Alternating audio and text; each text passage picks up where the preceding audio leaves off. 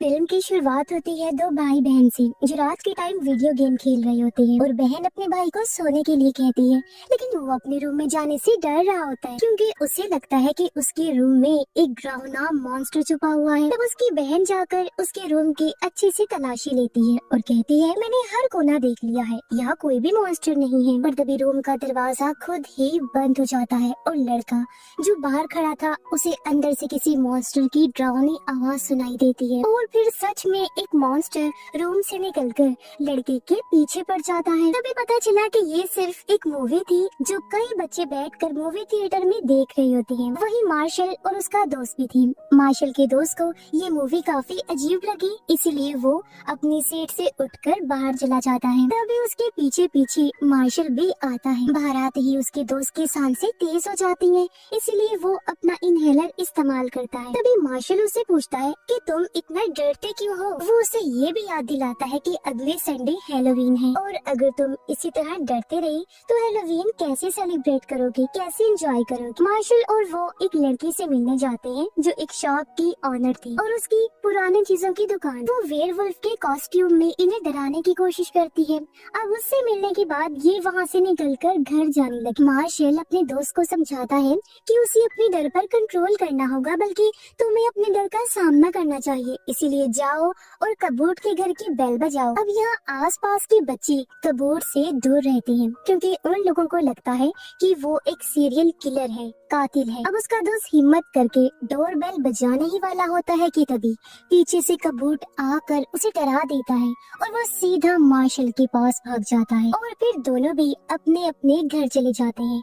रात को मार्शल जब अपने घर पर था तो उसकी मॉम अपने दोस्त को बुला लेती है और वो दोनों मिलकर खाना खाते हैं। उसके आने से मार्शल को बहुत बुरा लगा, इसीलिए वो गुस्से में आकर खाना बीच में ही छोड़कर अपने रूम में आ जाता है। कुछ देर बाद मार्शल की मॉम उससे बात करने के लिए रूम में आ जाती है। उनका कहना था कि मैं भी अपनी जिंदगी में आगे बढ़ना चाहती हूँ। इतना बोलकर वो वहाँ से चली जाती है। तभी मार्शल को अपनी वॉकी टॉकी पर हल्की सी आवाज आने लगती है जो और किसी की नहीं उसके दोस्त की थी, जो कह रहा था, मार्शल जल्दी से खिड़की से बाहर देखो, क्योंकि ये दोनों एक ही जगह पर रहते थे और आज भी उसके दोस्त की आवाज से लग रहा था कि वो काफी घबराया हुआ है। मार्शल जल्दी से विंडो के पास जाता है और जब वो बाहर झांकता है तो उसकी नजर कबूट के घर पर जाती है जहाँ दो आदमी एक बड़ा सा बॉक्स अंदर ले जा रहे होते हैं। अब बॉक्स देखते ही उसका दोस्त काफी घबरा जाता है क्योंकि उसे लगता है कि ये पक्का किसी की लाश होगी। लेकिन मार्शल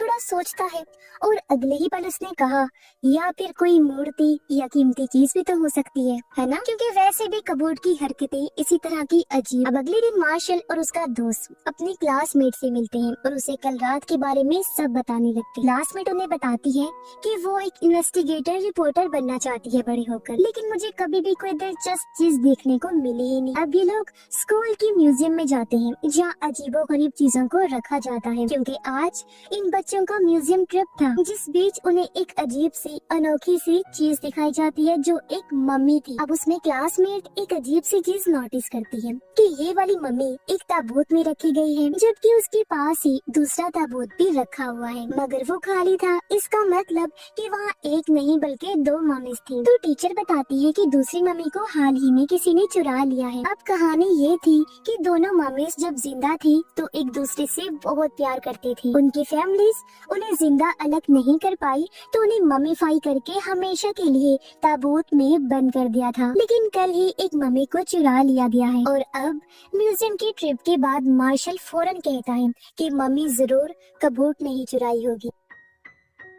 ये सुनकर क्लासमेट सीरियस हो गई। पूछती है, अच्छा ये बताओ, जो बॉक्स तुमने देखा कबूट के घर आता हुआ वो कितना लंबा था? उस बॉक्स को उठाने के लिए कितने लोगों की जरूरत पड़ी? जैसे जैसे मार्शल जवाब देता है क्लासमेट का शक पक्का होने लगा कि मम्मी उसी बॉक्स में। अब वो लोग एक प्लान बनाते हैं। रात होती है, कबूट जैसे ही अपने घर से निकलता है तीनों बच्चे फ्लैश लाइट लेकर उसकी बेसमेंट में घुस जाते हैं। और मार्शल का दोस्त वो काफी डरा हुआ था, इसीलिए एक रोशनदान के पास चिपक कर खड़ा होता है। लेकिन तभी उसकी नजर एक बड़े से बॉक्स पर पड़ती है जो चादर से ढका हुआ था। धीरे धीरे वो चादर हटा देता है। अब ये क्या चीज थी? जैसे ही वो देखता है उसके पैरों तले जमीन खिसक जाती है। ये वही मम्मी का ताबूत था जिसे देख उसके होश उड़ जाती है। तभी उसकी नजर मम्मी के गले में पड़े एक लॉकेट पर पड़ती है। वो ध्यान से देखने के लिए अपना हाथ बढ़ाता है, लेकिन तभी मम्मी अचानक से उसके ऊपर गिर जाती है। वो जोर से चीख मार देता है और फौरन भागकर मार्शल और क्लासमेट के पास आ जाता है। इसी बीच रोशनदान से आने वाली हल्की सी लाइट मम्मी के लॉकेट पर पड़ती है और मम्मी धीरे धीरे हिलने लगी, अचानक से जिंदा हो जाती है। कुछ देर के बाद जब तीनों वापस बेसमेंट में आते हैं तो मम्मी वहाँ पर नहीं होती। पहले तो लगता है कि मार्शल की दोस्त ने झूठी बात कही है, और जैसे ही वो पीछे मुड़ते हैं तो मम्मी उनके सामने थी। देखकर तीनों सीधा कबूट के ही रूम की तरफ भागने लगती हैं। मम्मी भी उनके पीछे पीछे आ जाती है, लेकिन उन्हें नुकसान पहुंचाने की बजाय वो सिर्फ मार्शल के दोस्त की टॉर्च उठाकर उसके हाथ में रख देती है, जो उसने घबराहट में वहीं गिरा दी। ये देखकर क्लासमेट को समझ आता है कि मम्मी उनके लिए खतरा नहीं है। इतने में कबूट की कार की आवाज आती है, इसीलिए ये तीनों भी घर से बाहर निकल जाते हैं। अब जब कबूट बेसमेंट में जाता है तब उसे सिर्फ खाली ताबूत मिलता है। मम्मी वहाँ से गायब थी। ये देखकर अब वो परेशान हो जाता है। बाहर वो तीनों फैसला करते हैं कि मम्मी को आर्जी तौर पर मार्शल के घर पर छुपा के रखेंगे जब तक कोई हल नहीं निकल कर आता, क्योंकि वो मम्मी इन्हीं के पीछे पीछे आ रही थी। अब मार्शल मम्मी को अपने घर पर लेकर आता है और उसे पिज्जा और हॉट सॉस खाने के लिए देता है, जो देखकर पहले तो मम्मी को अजीब लगा, लेकिन जैसे वो हॉट सॉस खाता है तो ये उसे काफी पसंद आता है। देखकर मार्शल को अपनी दूसरे एक दोस्त हेरोल्ड की याद आती है, जो हमेशा ये सॉस पसंद करता था, इसीलिए वो मम्मी का नाम भी हेरोल्ड डे रख देता है। अब अगले दिन मार्शल की मॉम को ऑफिस का काम होता है तो वो घर से बाहर चली जाती है। मार्शल भी स्कूल के लिए निकल जाता है और हेरोल्ड को यानी उस मम्मी को घर पर चुपचाप बैठने के लिए कहता है, लेकिन हेरोल्ड घर में रुकने की बजाय बाहर चला जाता है। वहीं उसकी नजर एक बस पर पड़ती है जिस पर इजिप्ट यानी मिस्र के प्रिंसेस की तस्वीर बनी हुई थी, जिसे देखकर उसके मन में 4000 साल पहले की अपनी दोस्त के साथ वाली यादें ताजा हो जाती हैं। इसीलिए वो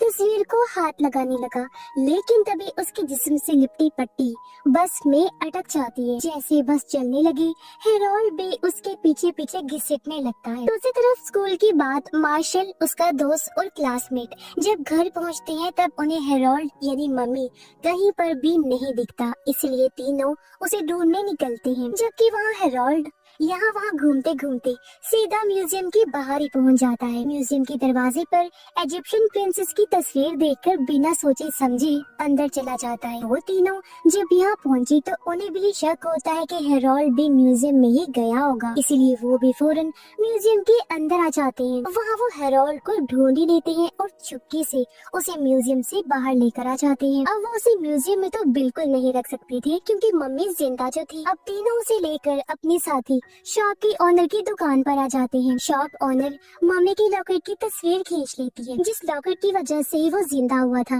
और कहती है कि इस पर कुछ लिखा हुआ है, जिसको ट्रांसलेट करने के बाद मैं तुम्हें बताऊंगी कि ये चीज क्या है। दूसरी तरफ कबूट एक औरत से मिलता है जिसने मम्मी चुराने में उनकी मदद की थी, लेकिन मम्मी तो गायब हो गई थी। जो चीज हालांकि कबूट उसे बताता भी है, लेकिन उसका कहना था कि मैं कुछ नहीं जानती, मुझे जल्द से जल्द पैसे चाहिए, और वहाँ से जाने के लिए कहती है। उधर शॉप ऑनर लॉकेट पर लिखे गए वर्ड्स को गूगल वगैरह की मदद से ट्रांसलेट करती है और उसे समझ आ जाती है। वो उन तीनों को बताती है कि इस लॉकेट पर लिखा हुआ है कि चांद की रोशनी मम्मी को जिंदा कर सकती है, लेकिन एक बात, जिंदा होने के बाद उसको सिर्फ 3 दिन के अंदर वापस अपने ताबूत में जाना होगा, वरना वो धूल बन जाएगा। अब हेरोल्ड को जिंदा हुए 2 दिन हो चुके थे, मतलब सिर्फ 1 दिन बचा था। अभी लोग जल्दी से कबूट के घर पर जाते हैं उसकी बेसमेंट चेक करने के लिए, पर वहाँ उसका ताबूत नहीं था। पता चलता है कि कबूट ने उसे किसी और जगह पर भेज दिया है। तभी बेसमेंट में कबूट को मार्शल के दोस्त का इनहेलर मिलता है, जो आखिरी बार यहाँ गिर गया था।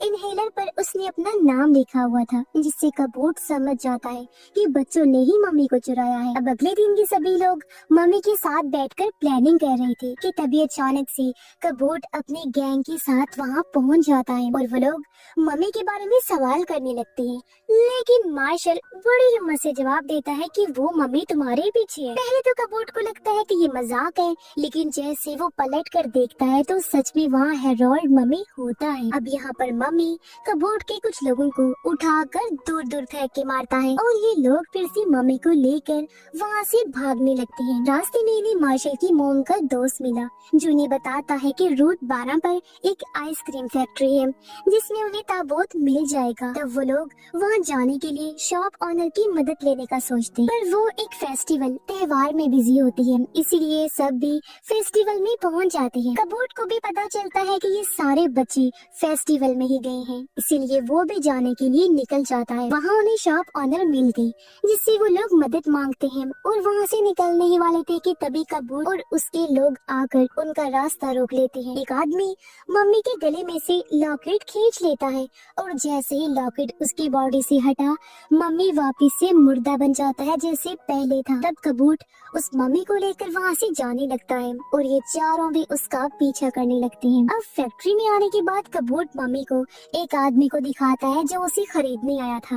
वो मम्मी को देखकर मान गया और इन्हें पैसे देता है, लेकिन उसी जगह मार्शल और उसके दोस्तों का एक ही प्लान था कि हेरोल्ड को उसके ताबूत में वापस भेजना, वरना वो हमेशा के लिए मारा जाएगा। मगर हेरोल्ड मम्मी उसमें जाने से डर रहा होता है।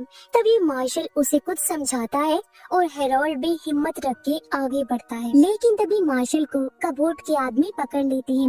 मार्शल का दोस्त रस्सी पर लटक कर लॉकेट पकड़ने की कोशिश करता है और तभी मार्शल लॉकेट पहले ही पकड़कर उसे हेरोल्ड मम्मी की तरफ फेंक देता है। जैसे ही लॉकेट हेरोल्ड के गले में जाकर गिरता है, एक बार फिर से मम्मी जिंदा हो जाता है। उसके जिंदा होते ही अब बस फिर क्या था, वो कबूट के सारे लोगों को मजा चखाने लगता है, उन्हें उठा उठा कर दूर पटक पटक के मारता है, बुरी तरह से पीटने लगा। इसके बाद ही सभी लोग उनको एक रस्सी से बांध देते हैं और जल्दी से म्यूजियम की तरफ भागते हैं। अब म्यूजियम में आने के बाद हेरोल्ड अपनी दोस्त को जिंदा कर देता है और दोनों भी एक दूसरे को देखकर गले मिलते हैं और आखिरी बार सुकून की सांस लेते हैं, जिसके बाद वो दोनों भी अपने अपने ताबूत में जाकर लेट जाते हैं हमेशा की नींद सोने के लिए। इसके बाद खबरों में दिखाया जाता है कि एक मम्मी अपने आप ही म्यूजियम आकर ताबूत में लेट गई है, जो काफी हैरान कुन खबर थी और ये हेरोल्ड की ही बात हो रही थी।